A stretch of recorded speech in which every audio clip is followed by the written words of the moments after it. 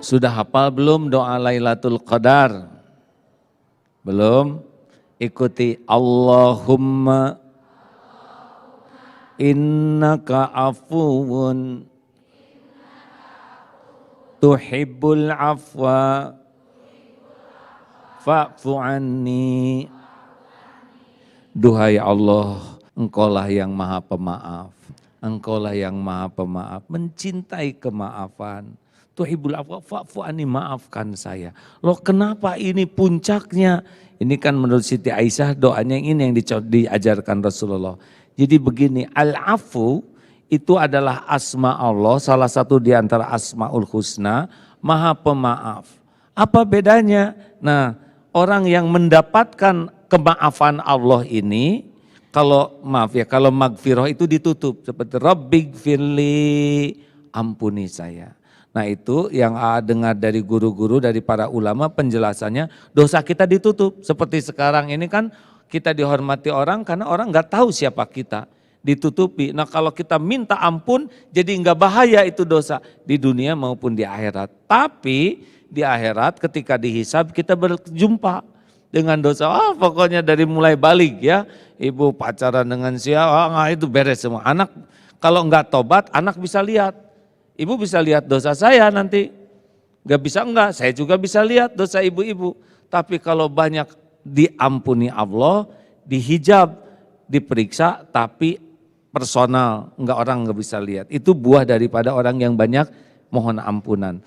Nah kalau al-afu itu seperti langkah kaki di padang pasir, ada tapaknya, dihembus angin, hilang. Di dunia hilang, di akhirat juga hilang filenya. Makanya penting sekali bagi kita, walaupun kita ditutup nggak lihat, tapi kan malu lihat dosa kita oleh kita sendiri, benar? Sekarang aja saya kalau tafakur dosa-dosa tuh malu, apalagi nanti diperlihatkan di hadapan Allah. Nah makanya ibu-ibu, bapak-bapak, para pemirsa, Lailatul Qadar ini dimaksimalkan. Kalau bisa 10 hari terakhir itu udah beres, kue udah beres, bagi-bagi udah beres, masakan udah beres.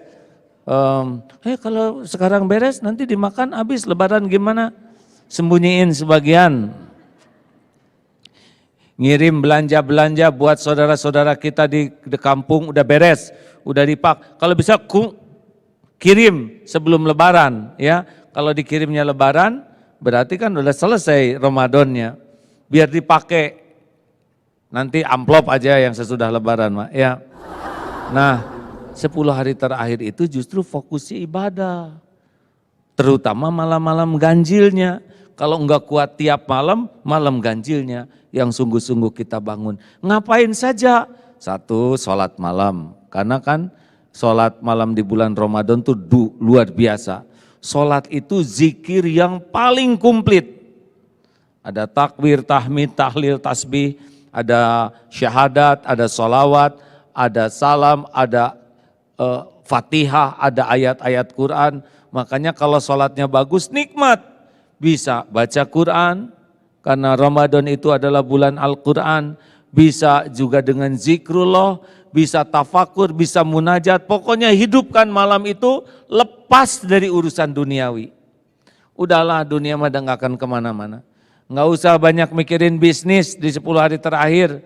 Pertama mah ibu kan bukan bisnismen, paling bisnis woman ya.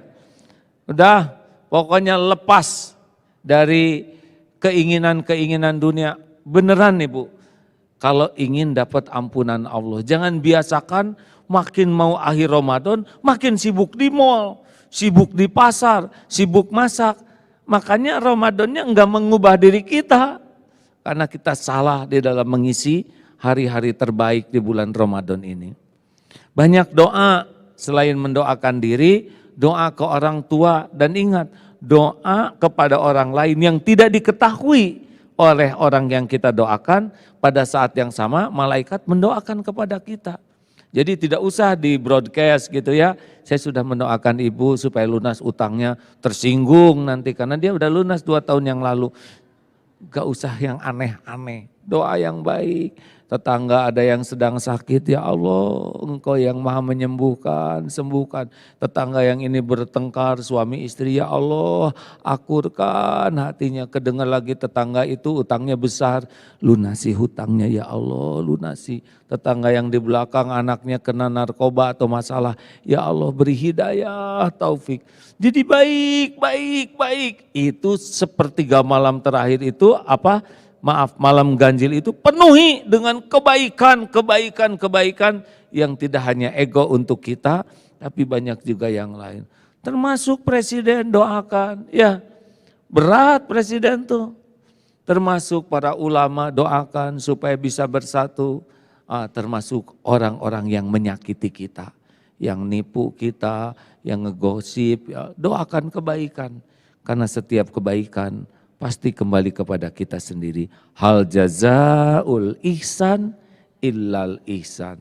Tiada balasan bagi kebaikan kecuali kebaikan. Maka pengalaman dari tahun ini harus juga kita program untuk tahun yang akan datang. Mudah-mudahan ada umur. Jadi harus mulai dibuat cuti lah. Kalau perlu mah cuti. Kalau uangnya banyak berangkat umroh. Itikaf di Tanah Suci sambil umroh, karena umroh di bulan Ramadan sama dengan haji bersama Nabi, pahalanya luar biasa. Tapi mahal itu kalau nggak punya uang.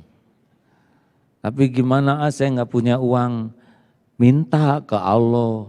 Kalau nggak ke sana, ya udah di Indonesia juga itu sama, karena di Mekah juga Allah yang menilai, di Indonesia Allah yang menilai. Usahakan 10 hari terakhir bisa full itikaf. Istri Nabi juga itikaf. Ada yang dengan suaminya, anaknya, bagus di program begini. Dan harus jadi tren 10 hari terakhir itu. Kalau tidak memungkinkan full di sana, atau pulang kerja itikaf. Suami itu jangan suruh pulang terus, Bu. Pak, pulang kerja silahkan itikaf. Bawa anak-anak, ibu yang nyiapin makanan. Bagus. Masjid-masjid sekarang sudah lebih baik dibanding zaman dulu yang kurang tren itikaf, ya. Dulu trennya tetap saja di mall, di pasar. Sekarang ganti 10 hari terakhir adalah di masjid. Dan malam-malam ganjil harus lebih siap. Hidupkan malam-malam ganjil, semoga dengan doa Allahumma innaka afuwun tuhibbul afwa fa'fu anni. Kalau sendiri fa'fu anni, kalau jamaah fa'fu anna.